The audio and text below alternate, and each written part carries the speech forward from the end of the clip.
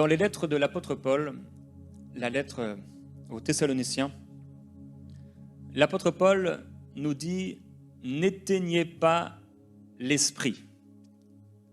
N'éteignez pas l'esprit. » Ça veut dire qu'en tant que croyant, on peut éteindre les communications du Saint-Esprit, la présence du Saint-Esprit. On peut repousser, faire le choix même parfois, des fois c'est consciemment, des fois inconsciemment, de repousser la personne du Saint-Esprit ou d'éteindre la voix ou les communications ou les actions, les œuvres du Saint-Esprit dans nos vies. Et nous voulons être ouverts à ce que le Saint-Esprit veut faire, à ce que le Saint-Esprit veut dire. Il veut communiquer, il veut parler, il veut agir. Mais souvent, on n'a pas assez d'expectatives. On n'a pas assez de soif. Dieu veut agir et nous, on est dans le naturel. Et on attend que les choses se passent alors qu'on devrait être dans l'expectative. Et à l'intérieur, on devrait être vivant, en action, pour que Dieu se manifeste dans nos vies et également au milieu de nous lorsque nous sommes assemblés. Dieu veut agir, Dieu veut parler, Dieu veut se manifester et il faut que notre expectative augmente parce que tout ne vient pas tout seul, toujours, du ciel. Mais c'est souvent en réponse à la soif que Dieu se manifeste et que le Saint-Esprit se manifeste. C'est pourquoi les églises qui ne croient pas aux manifestations, aux œuvres du Saint-Esprit ne vivent pas ces œuvres et ces manifestations. Ceux qui ne croient pas au baptême du Saint-Esprit ne sont pas baptisés du Saint-Esprit. Ceux qui ne croient pas à la prophétie ne prophétisent pas. Ceux qui ne croient pas au toucher de Dieu ne sont pas touchés par Dieu. Mais ils vivent une sorte de religion chrétienne où l'Esprit de Dieu, la puissance de Dieu ne se manifeste pas. Et étonnamment, on trouve de plus en plus de personnes qui éteignent l'Esprit, alors que de plus en plus les gens ont besoin du toucher de Dieu. Alors que le monde est rempli toujours plus d'objets, de choses, les médias prennent une place tellement importante que les hommes et les femmes ont besoin d'un toucher profond de la part du Saint-Esprit. L'apôtre Paul nous encourage de façon prophétique en nous disant « N'éteignez pas l'esprit ». Alors comme on peut éteindre et allumer une télé, si on peut éteindre l'esprit, ça veut dire aussi qu'on peut être dans les dispositions nécessaires pour qu'il soit allumé dans nos vies, pour qu'il soit en action dans nos vies, pour qu'il se manifeste dans nos vies, pour qu'il parle dans nos vies. Nous voulons être une église ouverte aux manifestations, aux œuvres et à la parole que le Saint-Esprit communique. Nous voulons être ouverts à ce que le Saint-Esprit veut faire et dire. Amen.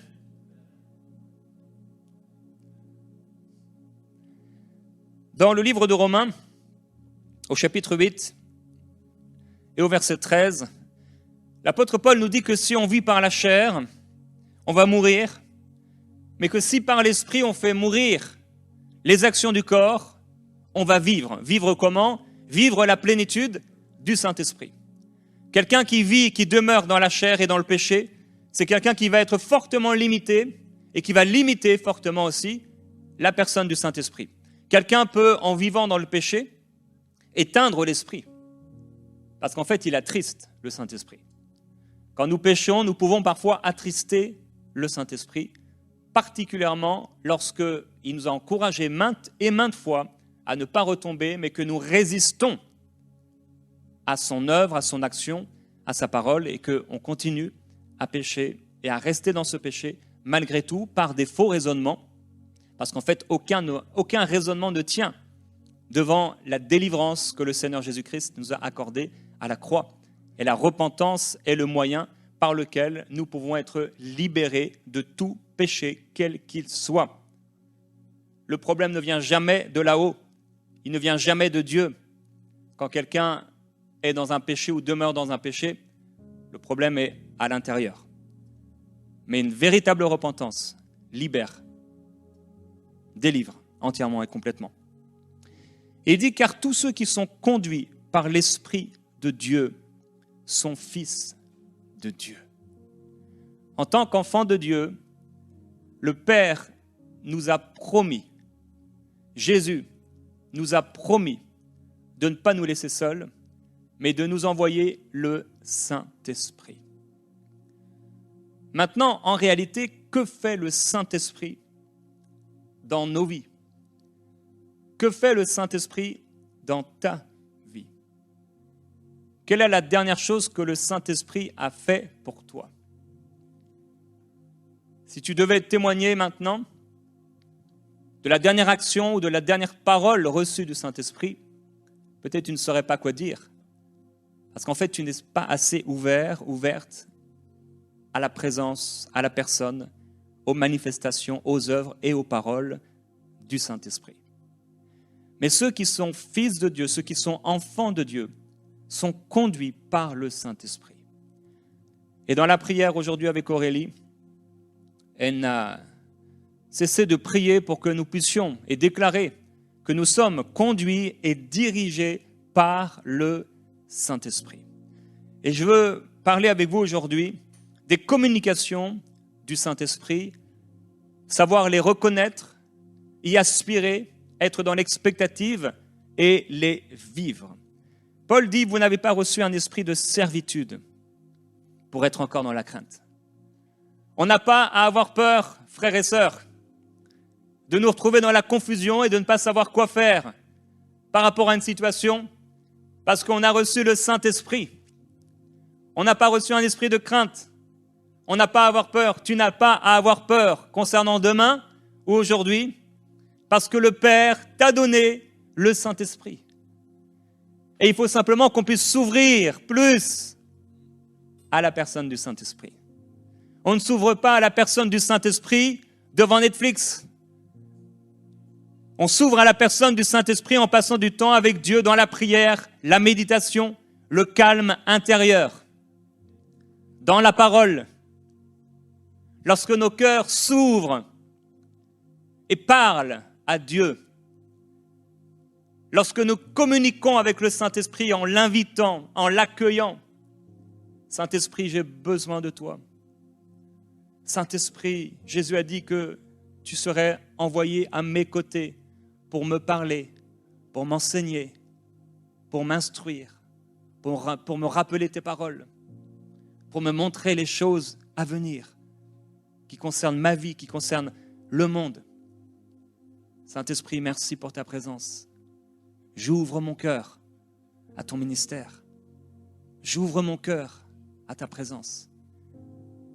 Et ne pas partir rapidement à faire autre chose, mais rester là avec la personne du Saint-Esprit.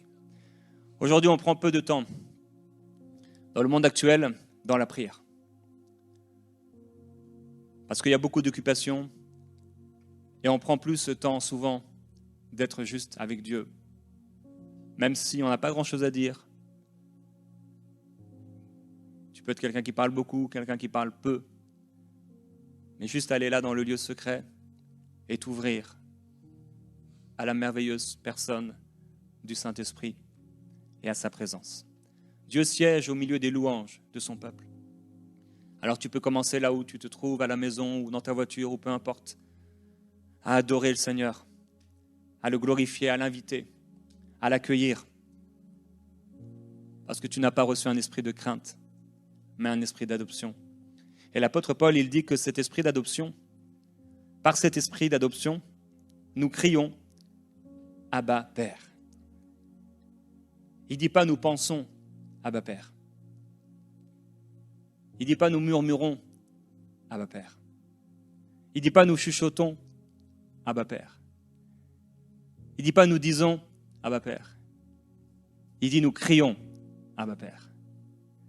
Depuis combien de temps tu n'as pas crié dans la prière? Pas crier pour te plaindre, pas crier contre Dieu, mais avec une soif si grande que le murmure n'est pas suffisant, que le chuchotement n'est pas suffisant, mais que la soif est si grande que tu cries en louange en adoration, en invitation, dans la louange à Dieu. L'apôtre Paul qui a écrit 2/3 du Nouveau Testament nous dit qu'il criait, non seulement lui, mais ici il parle des croyants en général, de sa génération. Ça veut dire que dans leurs réunions, parfois, ils étaient là en prière et quelqu'un se mettait à crier « Abba, Père !» Et pour eux, c'était normal. Sous l'impulsion du Saint-Esprit, on a besoin de se déreligioser.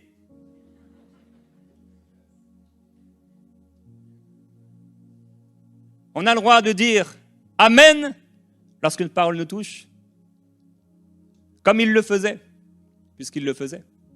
Comment dira-t-il « Amen » s'il ne sait pas ce que tu dis? Ça veut dire qu'il disait « Amen » lorsqu'ils entendaient la parole. Quand on est à l'église et qu'on entend quelqu'un prêcher, on n'est pas devant un film. Il y a une communication. Alors on a le droit de répondre.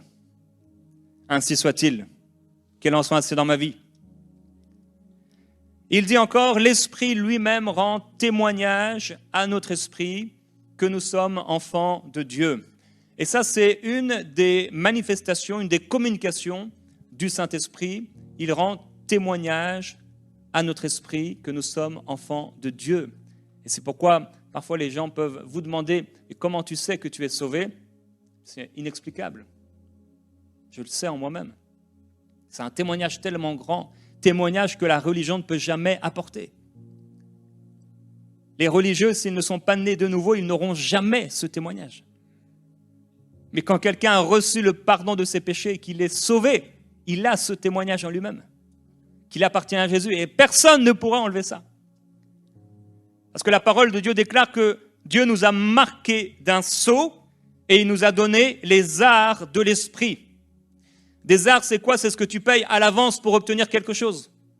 Tu peux par exemple donner à l'avance $1000 à la personne à qui tu vas acheter la voiture, et cela prouve maintenant que tu vas l'acheter. Ou tu peux signer un compromis de vente pour l'achat d'un bien immobilier, et quand tu signes, cela promet, peut-être tu n'as pas encore l'argent, mais ça promet que tu vas l'acheter. Et Dieu a mis en nous les arts de l'esprit, ça veut dire une promesse. Le Saint-Esprit en nous est comme un sceau, c'est un sceau, donc comme un cachet de Dieu qui montre que cette personne m'appartient. Et si cette personne m'appartient, j'enlèverai cette personne. Je la prendrai avec moi et je lui prépare une place. Alors on a reçu les arts de l'esprit, la promesse de l'esprit. Une des premières choses que le Saint-Esprit fait, c'est qu'il parle. Pierre était sur le toit d'une maison. Alors, ce n'est pas des toits comme nous, hein, c'était des toits où on pouvait être. Et il a eu une vision. Et alors qu'il a eu cette vision, il est en train de réfléchir à la vision, parce que Dieu nous a aussi dotés d'intelligence. Et il dit, l'Esprit lui dit, Acte 10, 19, comme Pierre en était toujours à réfléchir sur sa vision, l'Esprit lui dit, écoute, il y a 3 hommes qui te demandent, va, descends et pars avec eux sans hésiter, car c'est moi qui les ai envoyés. Il a entendu clairement la voix du Saint-Esprit lui parler avec des mots clairs. On ne parle pas ici d'interprétation des langues, mais on parle d'une voix qui n'est pas forcément une voix audible, même si ça peut l'être, mais une voix tellement forte, ce n'est pas notre voix, ce n'est pas nous qui imaginons, ce n'est pas nous qui créons cette voix, mais c'est une voix forte, comme si elle était audible. Est-ce que tu as déjà entendu ce genre de voix?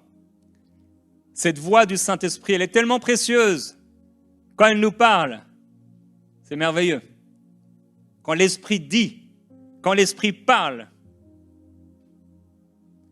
Je vous ai déjà raconté un jour, alors qu'on était dans notre ancienne maison, je crois que j'étais en train de passer l'aspirateur, c'est comme ça qu'on dit.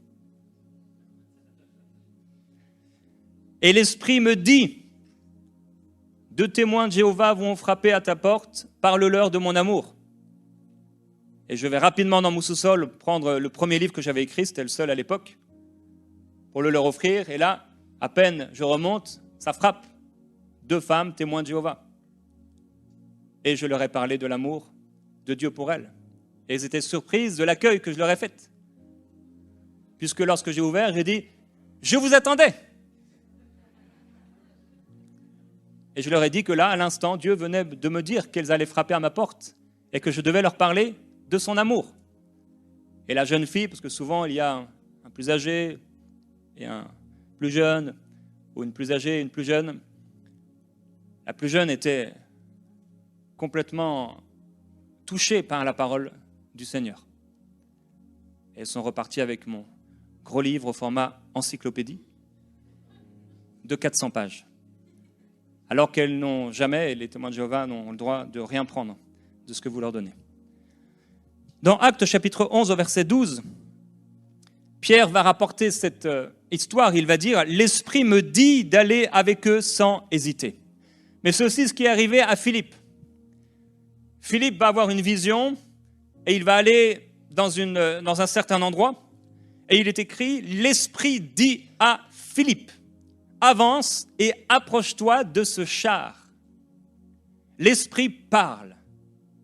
L'Esprit peut te diriger concernant tous les domaines de ta vie. Il peut te parler de finances pendant que tu es en voiture, te donner des instructions pour ta vie. Il peut te dire de mettre de côté, par exemple. Donc, même pour des choses naturelles, l'Esprit peut parler.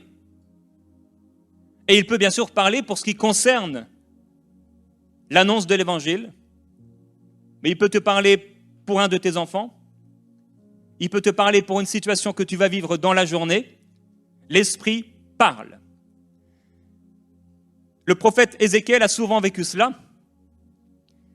Il dit « L'Esprit me dit d'apporter le message suivant ».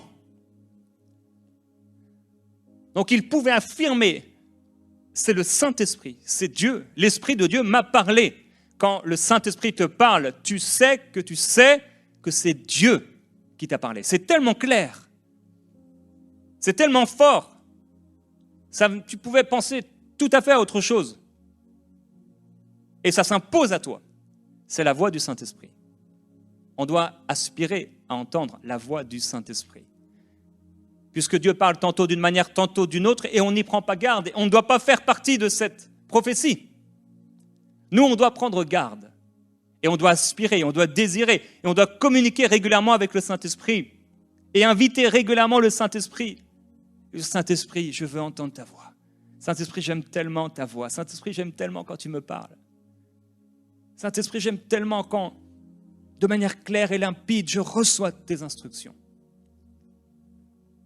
Et quand on va obéir à ces instructions, ce sera certainement encore plus facile pour lui de nous parler à nouveau. Ézéchiel dit encore, l'Esprit de Dieu me dit, fils d'homme, voilà des gens qui trament le mal et qui donnent de mauvais conseils dans cette ville. Donc Dieu peut te parler, l'Esprit de Dieu peut te parler concernant des choses qui sont autour de toi. Et l'Esprit parle. Il dit encore, l'Esprit entra en moi et me fit tenir debout. Il me parla et me dit, va t'enfermer dans ta maison. L'Esprit parle. Pendant la Sainte Seine, Aurélie a partagé ce passage. Alors qu'ils étaient ensemble dans la prière et dans le jeûne, il y avait des prophètes et des enseignants. Le Saint-Esprit dit, mettez-moi à part Paul et Barnabas pour l'œuvre à laquelle je les ai appelés. C'était une parole claire. Est-ce qu'ils ont entendu une voix? Est-ce que c'était dans leur cœur tous très fort? Ou est-ce que quelqu'un a comme entendu une voix et a pensé que c'était quelqu'un qui lui parlait, parce que cela peut arriver? Le Saint-Esprit parle. Une deuxième chose que le Saint-Esprit fait, c'est qu'il pousse, il conduit.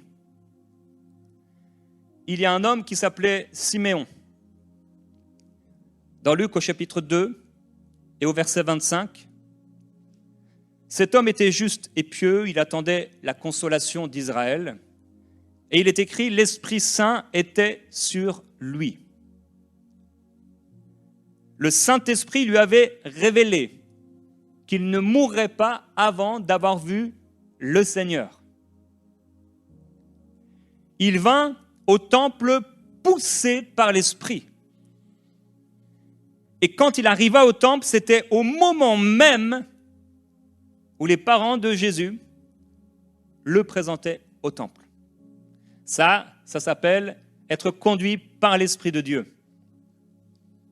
Te retrouver exactement à l'endroit.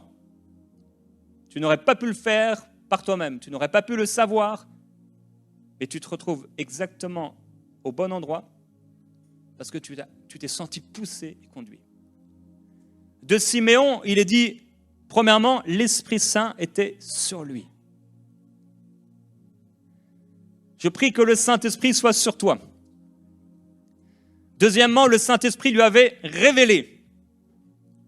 Troisièmement, il va au temple poussé par l'Esprit. Donc parfois, tu peux sentir que tu es poussé pour faire quelque chose. Je ne sais pas pourquoi, mais je sens que je suis poussé à faire ça. Je suis poussé à écrire cette lettre. Je suis poussé à appeler cette personne. Je suis poussé à me rendre dans ce garage, dans cette boulangerie, dans ce magasin. Tu ne sais pas pourquoi, mais tu es poussé. Il faut être ouvert à ce que le Saint-Esprit veut faire. Aux manifestations, aux œuvres, aux communications du Saint-Esprit. L'Esprit veut te pousser. Il veut te conduire. Il veut te diriger. Comme tu peux pousser quelqu'un pour le mettre dans la piscine. Il veut te pousser à faire cette chose. Et ce n'est pas tous ceux qu'on essaie de pousser dans la piscine qui tombent dedans. Des fois, c'est celui qui a essayé de pousser. Parce que l'autre est assez rapide pour faire tomber celui qui voulait le faire tomber. Et il y en a qui, comme ça, le Saint-Esprit parle, mais ils refusent de se laisser pousser par le Saint-Esprit. C'est pourquoi il ne faut pas éteindre le Saint-Esprit. Et si tu as éteint le Saint-Esprit et tu ne l'as pas écouté alors qu'il te poussait à faire quelque chose, parce que peut-être tu as eu peur du prix à payer, le prix à payer en parlant de travail ou de ce que cela allait te demander de faire, ou peut-être même du prix à payer en argent. Le Saint-Esprit te poussait. Je ne sais pas pourquoi, mais je sens que j'ai envie de donner $500 à Sam. Et beaucoup, à ce moment-là, disent, Satan, arrière de moi. Mais si tu sens une impulsion, ce n'est pas le diable, ce n'est pas ta tête, c'est le Saint-Esprit. Si tu appartiens à Dieu, si tu marches avec lui, et que tu sens, tu t'es poussé à donner de l'argent à quelqu'un, c'est le Saint-Esprit. Dieu est un Dieu généreux, il n'a fait que de donner. Car Dieu a tant aimé le monde qu'il a donné. Il ne fait que de donner. Et des fois, le Saint-Esprit nous pousse à donner. J'aime quand le Saint-Esprit nous pousse. Tu te sens poussé à donner. Un jour, on était en Suisse avec Annabelle dans un institut biblique. On est allé pour quelques jours ou une journée, je ne sais plus. Et il y avait un couple qui nous parlait. Et pendant qu'il nous parlait, on s'est senti poussé à donner. Et on s'est juste regardé. Et je savais que dans la voiture, il nous restait un billet, je crois, de 50 € ou de 100, je ne sais plus. Et on savait, on avait peut-être 22 ans. C'était le seul argent qui nous restait. Mais on s'est senti poussé. On a pu le donner. Et le lendemain, en ayant visité un couple d'amis, on a reçu, je ne sais plus, 3 ou 4 ou 6 fois plus. Et si on avait esquivé pour ne pas tomber dans la piscine, on serait resté avec nos pauvres 50 €. Et peut-être que le Saint-Esprit ne nous aurait pas parlé à nouveau pour donner. Il y a des gens dont la vie financière est limitée parce qu'en fait, ils gardent tout pour eux, comme une source qui ne donne pas et qui ne reçoit pas. Et ça pourrit. On peut être poussé par l'Esprit à se rendre dans un lieu On se sent poussé. Jésus a été poussé par l'Esprit dans le désert. Tu peux être poussé, je ne sais pas pourquoi, mais je sens que je dois jeûner. Aujourd'hui, ou pendant 3 jours, ou pendant une semaine, ou pendant 3 semaines, ou pendant 40 jours, tu te sens poussé. Ça revient. Plus c'est long et plus ça va revenir. Tu sens, ça reste. Ah, je suis poussé. Mais ta chair, elle ne veut pas. Mais tu dois faire mourir la chair, les actions du corps. Et c'est ainsi que tu vas vivre, nous dit l'apôtre Paul. La plénitude de Dieu, elle se manifeste quand on dit non à la chair et on dit oui à l'esprit. Tu te sens poussé à faire un jeûne. Mais si tu es dans le naturel, si tu n'invites pas, si tu n'accueilles pas le Saint-Esprit, eh ben, tu vas manger. Miam, miam, miam.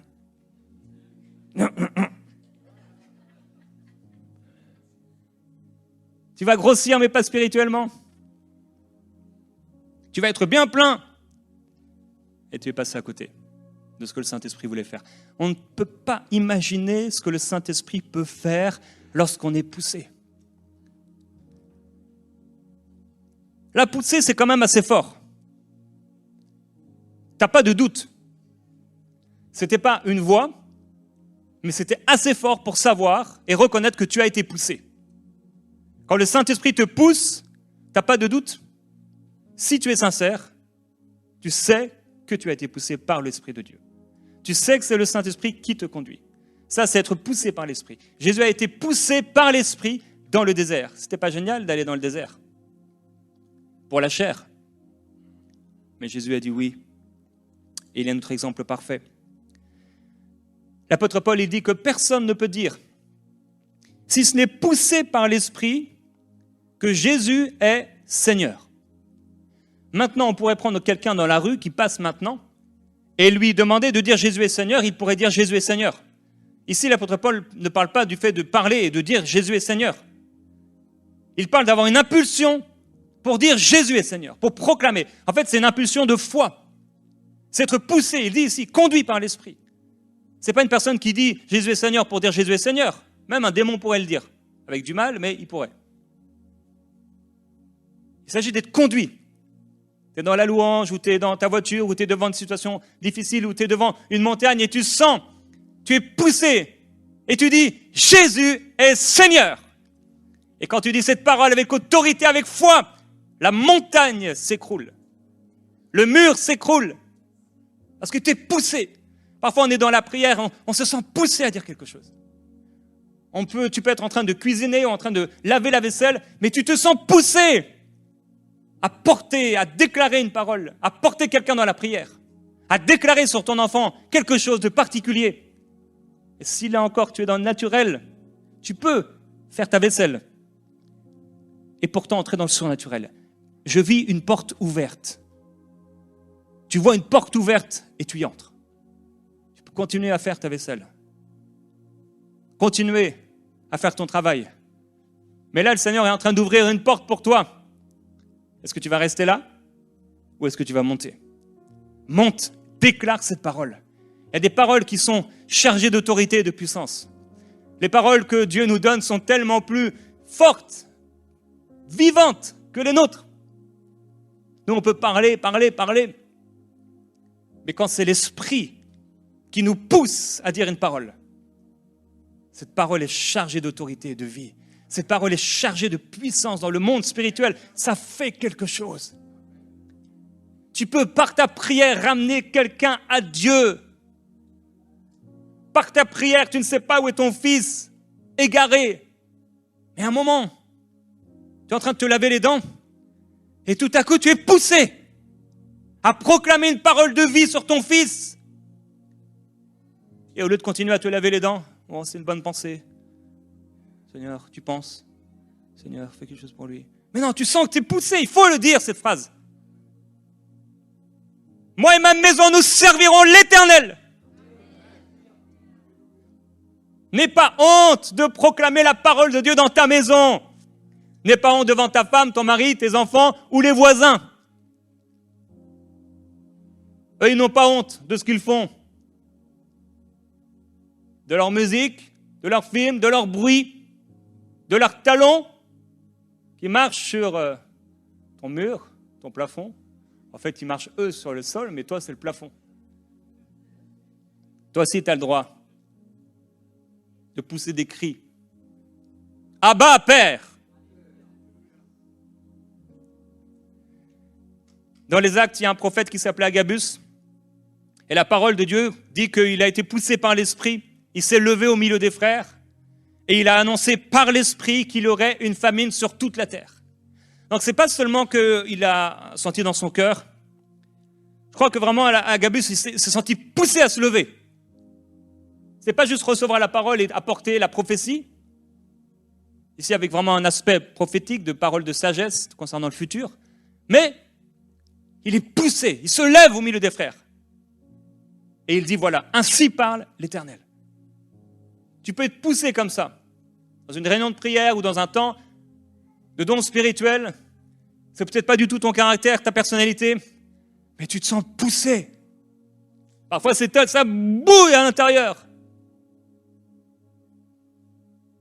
Ne méprise pas